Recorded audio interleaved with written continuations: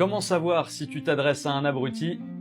Partie 3. Les personnes qui n'arrivent pas à se projeter dans l'hypothétique. Les scénarios hypothétiques, ça peut être vachement pratique pour tester la consistance et l'honnêteté intellectuelle de votre interlocuteur. Exemple, tu as cette position sur ce sujet, qui est une position absolue, et si on te projette dans ce contexte-là, est-ce que tu maintiens cette position? C'est une bonne manière de tester votre interlocuteur, surtout si le contexte est quelque chose de réaliste et plutôt trivial. Et l'abruti, face à ce dilemme, il va parler du contexte. Il va dire, mais pourquoi je me retrouverais dans ce contexte-là? Et c'est quoi les détails?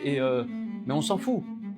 La question c'est, est-ce que tu gardes cette même position ou pas? Par exemple, quelqu'un qui vous dit « mentir ce n'est pas bien, il ne faut jamais le faire, mentir c'est un péché ». Et toi, tu lui dis « ok, est-ce que tu mentirais à la Gestapo en 42 si tu savais que des juifs se cachaient dans ton immeuble ?» L'abruti, normalement, il te répond « on n'est pas en 42, en fait, il n'y a pas la Gestapo, je vois pas de quoi tu parles. »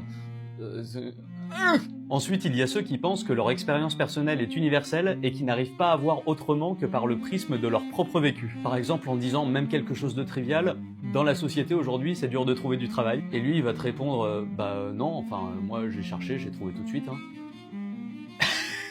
Non, sans blague, Jean Diplôme. Avec tes 12 ans d'expérience dans des grandes boîtes et ton diplôme supérieur d'ingénieur informaticien, t'as trouvé du travail dans l'informatique?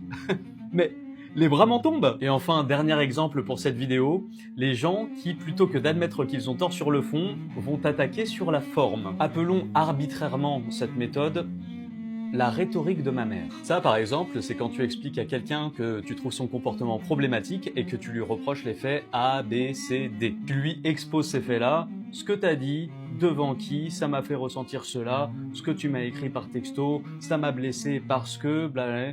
Tu développes, et là, plutôt que de parler de A, B, C et D, ton interlocuteur te reproche ta manière d'avoir exposé les faits A, B, C et D.